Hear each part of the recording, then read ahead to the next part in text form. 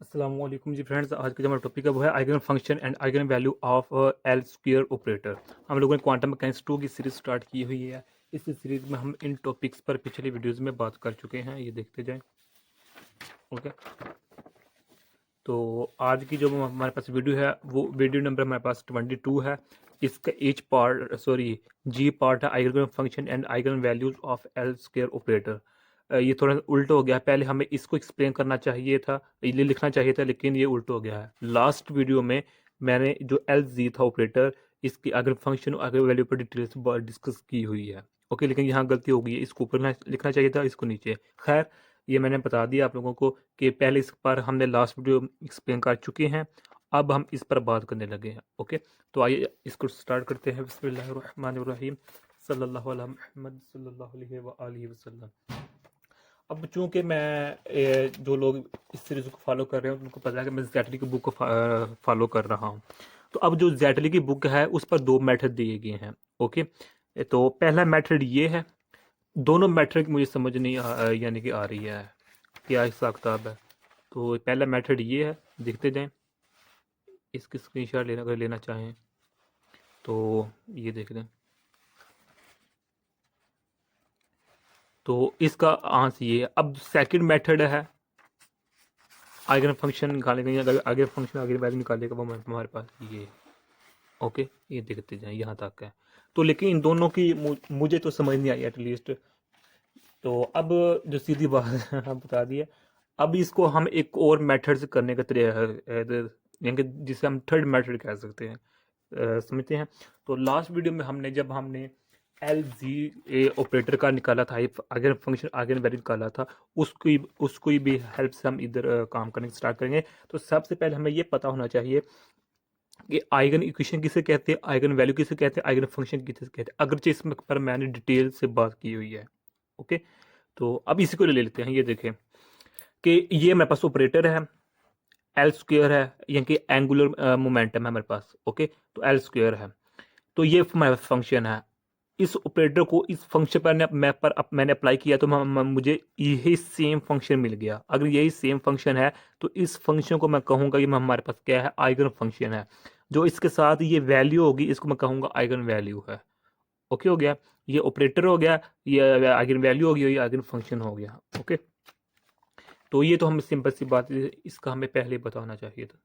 तो इस वीडियो में जो हम एल स्क्वायर ऑपरेटर का जो वैल्यू निकालेंगे, जो आइगन वैल्यू हमारे पास निकलेगी वो हमारे पास L L plus H square निकलेगी। ये निकलेगी लास्ट पर, ये वाली वैल्यू निकलेगी। ओके, जो हमारे पास फंक्शन होगा वो सेम ही होगा फंक्शन, या फिर इसकी तमाम की जगह मैं लिख सकता हूँ आर सी लिख सकते हैं, या कोई और अब हम जो है ना टर्म यूज़ कर सकते हैं। ओके, हो गया। अब जो हमारे पास, चूंकि हम पहले ही जानते हैं कि जो हमारे पास ये ऑपरेटर है क्या है, एंगुलर मोमेंटम का ऑपरेटर है। यानी कि ये देखिए, इस ए पार्ट में और बी पार्ट में हमने डिटेल में डिस्कस किया हुआ है एंगुलर मोमेंटम को। तो मैं इन सिंपल वर्ड हम ये कह सकते हैं जो एंड ये इसके इक्वल होता है एल वाई और एल जी के। ये टोटल एंगुलर मोमेंटम, इसके कंपोनेंट्स कितने होते हैं, क्योंकि थ्री डायमेंशनल होता है, स्फेरिकल कोऑर्डिनेट्स में होता है, स्फेरिकल पोलर कोऑर्डिनेट्स में होता है। इस पर भी हमने बात की हुई है। ओके, तो इसको एल एक्स एल वाई और जी की फॉर्म में हम इस तरह से सकते हैं। इसका हम स्क्वायर भी लिख सकते हैं इस तरह। तो अब ये है हमारे पास इसका ये ऑपरेटर है, इस ऑपरेटर को हम फंक्शन पर अप्लाई कर रहे हैं। तो ये तो हम पहले जानते हैं, ये थ्री डायमेंशनल होता है।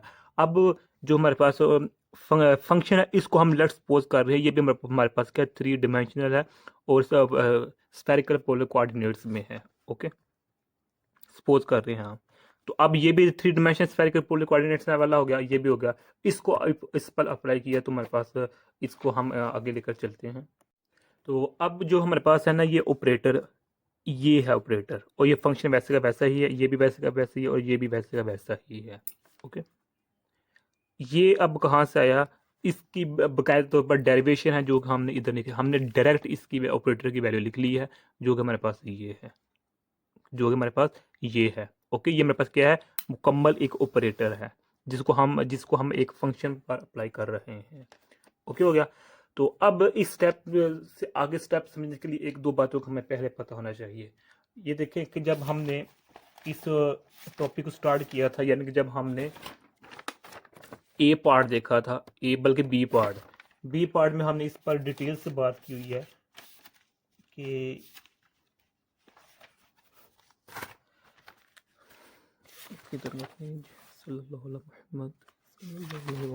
ये देखें, ये हमने डिटेल में किस टॉपिक में, जब हमने general formalism of angular momentum study किया तो इसमें हमने ये डिटेल में डिस्कस किया था कि जब हम टोटल एंगुलर मोमेंटम का को कंप्यूट करते हैं इसके साथ ये भी टोटल एंगुलर मोमेंटम, ये भी टोटल एंगुलर मोमेंटम है, लेकिन ये के क्या है, इधर जे एक्स, के का मतलब एक्स हो सकता है या वाई हो सकता है या जी हो सकता है, जे एक्स हो सकता है, जे वाई हो सकता है या जे सी हो सकता है। यानी कि टोटल एंगुलर मोमेंटम जो स्केयर की फॉर्म में, उसको जब हम किसी टोटल एंगुलर मोमेंटम के किसी एक कंपोनेंट के साथ कंप्यूट करते हैं तो वो म्यूचुअली कंप्यूट कहा जाता है, जिसका आंसर 0 आता है। इस पर मैं डिटेल से डिस्कस की हुई है। ये आई थिंक 17 मिनट्स की वीडियो बनी है, हालांकि इतनी लेंथी में वीडियो नहीं बननी चाहिए थी, लेकिन क्या है एक्सप्लेन करते करते वीडियो लेंथी हो गई है। तो आप ये बी पार्ट है ना जो हमारे पास, यहाँ जाकर इसको डिटेल में डिस्कस देख सकते हैं। ओके, इन सिंपल वर्ड्स मैं एक एग्जांपल के थ्रू समझा देता हूँ कि कंप्यूटिंग का मतलब क्या होता है। ये जीरो ना, जीरो का मतलब जीरो आ रहा है, इसका मतलब है कंप्यूट कर रहा है एक दूसरे के साथ। कंप्यूट इसके मशहूर एग्जांपल ये, अगर उस वीडियो में मैंने काफ़ी एग्जांपल दिए हैं, लेकिन एक मशहूर एग्जांपल है वो है हाइजेनबर्ग अनसर्टेनिटी। हाइजेनबर्ग जो अनसर्टेनिटी प्रिंसिपल होता है उसमें क्या होता है, डेल्टा एक्स डेल्टा पी, इसमें क्या होता है कि हमारे पास ये एच कट के इक्वल होते हैं। सॉरी ये गलत फार्मूला है, ये हमारे पास इस तरह डेल्टा एक्स डेल्टा पी और ये ग्रेटर और इक्वल ग्रेटर एच ओवर, हमारे पास ये एच है, एच ओवर 4 पाई, ये मेरे पास फार्मूला है। अब इसके मुताबिक क्या होता है, अनसर्टेनिटी है। अनसर्टेनिटी किस तरह है कि अगर हमारे पास डेल्टा एक्स की अगर हम क्लियर वैल्यू मिल जाती है तो जो जो हमारे डेल्टा पी होगा, जो मोमेंटम होगा वो अनसर्टेनिटी में चला जाएगा, यानी कि इसका हमें क्लियर पता नहीं होगा। अगर हमें इसका क्लियर पता लग जाएगा तो वहाँ पे जो पोजीशन होगी उनके उसमें अनसर्टेनिटी आ जाएगी। ये हमारे पास क्या है, अनसर्टेनिटी प्रिंसिपल है, जो कि एक दूसरे के साथ कम्यूट नहीं कर रहे। यानी कि जो डेल्टा एक्स और डेल्टा पी का इनका अगर कम्यूटेटर की फॉर्म में इसका आंसर आए तो वो 0 के इक्वल नहीं आएगा। तो अब इसका जो आंसर वो 0 के इक्वल आ रहा है, इसका मतलब क्या है, दोनों ऑपरेटर्स को, दोनों स्टेटमेंट्स को, दोनों ऑपरेटर्स को, दोनों जो हमारे पास फंक्शन है जो भी है कंप्यूटर के फॉर्म में आते हैं, उनको हम at a same time clearly मैयर कर सकते हैं, इसका ये मतलब है। ओके, तो अब यही इसी कंसेप्ट को हम इधर यूज करते हैं जो मेरे पास इधर है, कि जब हमारे पास कोई भी दो फंक्शन या दो ऑपरेटर कम्यूट कर रहे होते हैं एक दूसरे के साथ, तो इसका मतलब है उनको हम at a time clear Maihar कर सकते हैं और दोनों का की जो आइगन फंक्शन होता है वो सेम होता है। दोनों ऑपरेटर्स का जो आइगन फंक्शन होता है वो सेम होता है या कॉमन होता है, हम ये कह सकते हैं। तो अब जो हमने लास्ट वीडियो स्टडी की थी, यानी कि जो हमने ये एच पार्ट को स्टडी किया था, जब हमने एल ऑपरेटर को स्टडी किया था, उस केस में जो हमारे पास आइगन फंक्शन आया था, अगरचे वो मैंने इस वीडियो में फंक्शन को नहीं लिखा था, लेकिन मैंने सिंपल फंक्शन बना लिखा था, यानी कि मैंने उधर ये लिखा था, ये वाला साई, इसको मैंने सिर्फ सिंपल फंक्शन है ये, इसको हम सपोज किया था हमारे पास फंक्शन है। हालांकि जो इस केस में जो एक्चुअल फंक्शन की वैल्यू होती है वो मैंने नहीं थी लिखी, क्योंकि हम अब अपने आसानी के लिए लिखना चाहते थे, तो इसलिए उस तमाम फंक्शन को मैंने इसके इक्वल कर दिया था। अब जो एक्चुअल फंक्शन की वैल्यू है वो किसके इक्वल है, वो हमारे पास है एफ, हमारे पास एक्सपोनेंशियल है, योटा है, म्यू है, और हमारे पास पाई है ओवर एज कट है। ये एक्चुअल फंक्शन है। इस एक्चुअल फंक्शन को मैंने सपोज करा ये हमारे पास साई के इक्वल है। तो फिर हमने जो लास्ट पे रिजल्ट निकाला था तो हमारे पास आइगन फंक्शन आया था, यानी कि ये आया था, इसका मतलब ये आया था। ओके, तो अब चूंकि जो हमारे पास है एल जी और एल स्क्वेयर ये एक दूसरे से कंप्यूट कर रहे हैं, इसका मतलब जो इसका फंक्शन होगा, आइगन फंक्शन होगा, जो हमने लास्ट वीडियो में निकाला था, वो इसका फंक्शन होगा। ओके, तो लास्ट वीडियो में मैंने सिर्फ सिंपल ये एक सिंबल यूज किया था, एक्चुअली ये इसके इक्वल है, ये इसके इक्वल है। इसका मतलब क्या हो गया कि जो ये फंक्शन आइगन फंक्शन है, ये इसका भी फंक्शन है और इसके साथ साथ ये इसका भी फंक्शन है, क्योंकि ये एक दूसरे के साथ कंप्यूट कर रहे हैं। अल्लाह जाने आप लोगों को समझ आ रही है नहीं। ये देखें, जो हमने लास्ट वीडियो स्टडी की थी उसमें मैंने ये सिंपल एक फंक्शन लिया था। ओके, सिंपल जो फंक्शन था वो एक्चुअली मेरे पास ये फंक्शन है, इसको मैंने सिर्फ इससे डिनोट किया हुआ था। ओके, तो ये मेरे पास लास्ट वीडियो थी। तो यही केस है। अब हम उसी आइगन फंक्शन को सहारा लेकर, हेल्प लेकर हम अपने इसको कंटिन्यू करते हैं यहाँ, कि इस स्टेप से हम इजीली इस स्टेप में आ सकते हैं।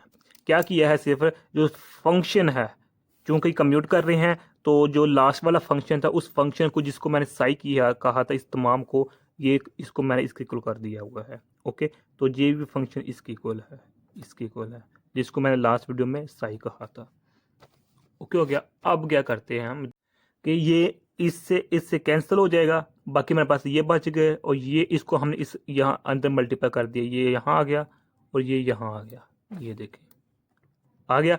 अब यहाँ में एक और स्टेप, इधर हम नेक्स्ट स्टेप क्या करते हैं कि इसको जो मेरे पास ये मल्टीपल हो रहा है, इधर आकर क्या हो जाएगा जी, डिवाइड हो जाएगा, ऐसे हो जाएगा। ये मल्टीप्लाई हो रहा है, इधर आकर डिवाइड हो जाएगा, तो यहाँ से खत्म हो जाएगा। अब इधर पॉजिटिव है, बराबर वाले इक्वल की साइड, अब इक्वल को इस साइड पर लाऊंगा तो मेरे पास ये माइनस हो जाएगा। ओके, तो बराबर जीरो आ गया। एक और काम किया हमने कि इस टर्म के साथ इसको हमने मल्टीपल और डिवाइड कर दिया हुआ है साइन के साथ, साइन के साथ जब इसको मैंने मल्टीपल किया तो जो साइन स्क्वायर बन गया, और डिवाइड किया तो हमारे पास साइन थीटा बन गया। यानी कि इस टर्म को मैंने क्या किया है, वो साइन से मल्टीपल भी कर दिया हुआ है और डिवाइड भी कर दिया हुआ है। तो अब हमारे पास ये इक्वेशन बन चुकी है। तो अब इसको हम बाद में देखते हैं, पहले ये देखें, ये सेम हमारे पास बिल्कुल वैसे का वैसा ही है, ये भी सेम का सेम है, लेकिन फ़र्क क्या है, ये भी सेम का सेम है, वैसे का वैसा ही है। लेकिन अब हमने क्या किया है कि इसकी जगह हमने ये वैल्यू पुट कर दी हुई है, ये वाली,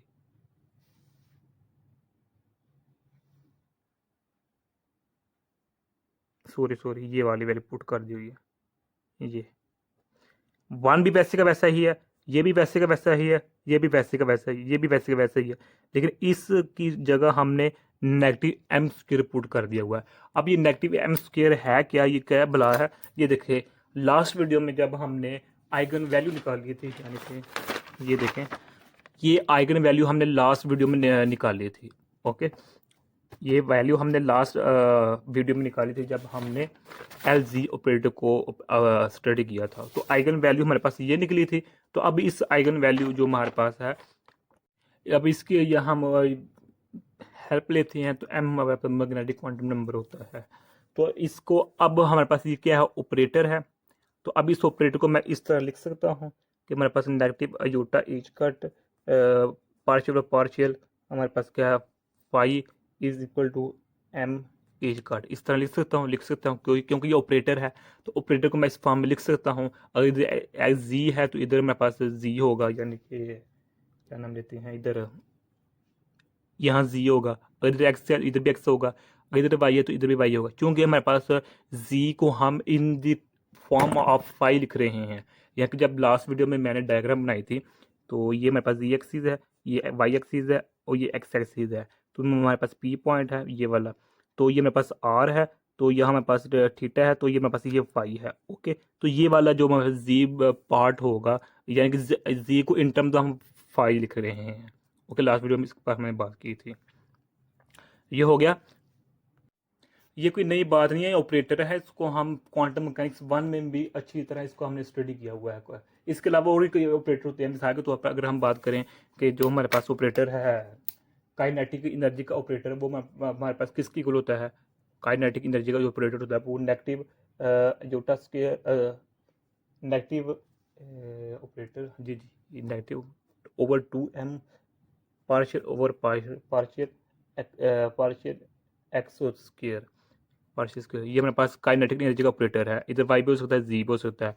इसी तरह हम और का जो मेरे पास होता है टोटल एनर्जी का जो ऑपरेटर है, उसको भी हम लिख सकते हैं कि अगर हम टाइम इंडिपेंडेंट के लिहाज से लिखेंगे कुछ और होगा, और उसी टोटल एनर्जी को अगर हम टाइम डिपेंडेंट के लिहाज से लिखेंगे कुछ और होगा। यानी कि अगर हम टाइम डिपेंडेंट के लिहाज से टोटल एनर्जी को लिखें तो उसका जो हमारे पास ऑपरेटर होगा वो हमारे पास यानी कि जो फार्मूला वो हमारे पास ये होगा। अगर टाइम इंडिपेंडेंट के लिहाज से होगा तो वो हमारा चेंज हो जाएगा। तो ये बातें हमने काफ़ी मरतबा लास्ट वीडियो में डिस्कस की हुई हैं। खैर, ये इसकी जगह हमने ये लिख लिया हुआ है। तो अब इसको हम मैनेज करते हैं, रीअरेंज करते हैं। वो किस तरह करते हैं कि इसको हम इस तरह लिख सकते हैं, यानी कि जो मेरे पास है ये एम, तो एम इधर इसको हम तो partial partial phi is equal to m, हम इसको इस तरह लिख सकते हैं। यानी कि क्या किया है, डिवाइड ये ना कट ऑफ कर दिया हुआ है। तो अब इस जो मेरे पास ये टर्म है इसको मैं अब इस तरह लिख सकता हूँ, जो मेरे पास है एम ओवर नेगेटिव ये कट। ओके, तो अब इस टर्म को मैं यानी कि इसको मैं इस तरह लिख सकता हूँ, square over 5 square is equal to negative m square, negative m square. Okay, यानी कि इसका भी पार्शियल डेरिवेटिव ले लिया, इसका भी ले लिया। तो जब हाँ सॉरी स्क्वायर ले लिया, इसका स्क्वायर लिया, इसका भी स्क्वायर आ गई, ये तो समझ में आ गई। इसका स्क्वायर आ गई, ये भी समझ में आ गई। अब जब मैं इसका स्क्वायर लूँगा जी, जब मैं इसका स्क्वायर लूँगा तो मेरे पास हम जानते हैं यूटा स्क्वायर किसकी इक्वल होता है, -1 के। तो ये -1 से क्या हो जाएगा जी, ये पॉजिटिव होगा इधर। ओके जी, ओके। तो अब जो मेरे पास है इसकी वैल्यू को हम इधर पुट कर देते हैं, इधर के partial square over partial 5 square. अब इधर इसकी वैल्यू मैं पुट कर देता हूँ, तो मेरे पास इधर गलती से माइनस है, अब इधर पॉजिटिव निकलने होगा, 1 प्लस एम स्क्वायर आ जाएगा इधर मेरे पास। ओके, तो अब इस इक्वेशन से हम ये इक्वेशन लिख सकते हैं, ये वाली। सिर्फ क्या किया है, हम सपोज करते हैं x is equal to cos theta के है। तो अब इसका हम डेरिवेटिव लेते हैं with respect to angle theta के लिहाज से। तो जब कॉज का डेरिवेटिव लेंगे तो मेरे पास नेगेटिव साइन आता है, तो डी एक्स इधर रहेंगे, तो डेल्टा इधर आकर मल्टीप्लाई हो जाएगा, तो डी एक्स इसके इक्वल हो जाएगा हमारे पास। ओके हो गया।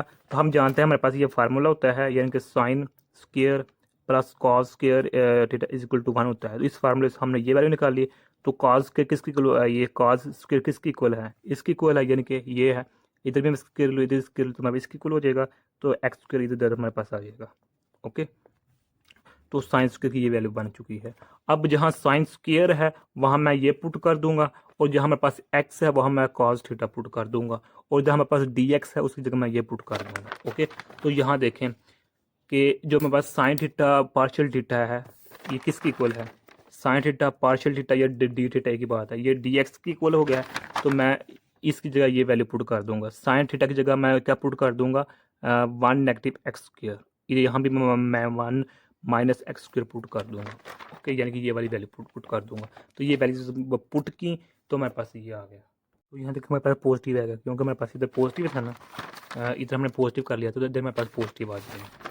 तो ये मेरे पास फॉर्म आ गया है। अब इस क्वेश्चन के क्या है, इधर हम क्या करेंगे कि जो मेरे पास है इसको हम सपोज कर लेते हैं, मेरे पास फर्स्ट पार्ट है ये मेरे पास। अब हम इंटीग्रेशन डिफरेंशिएशन बाय पार्ट्स करते हैं।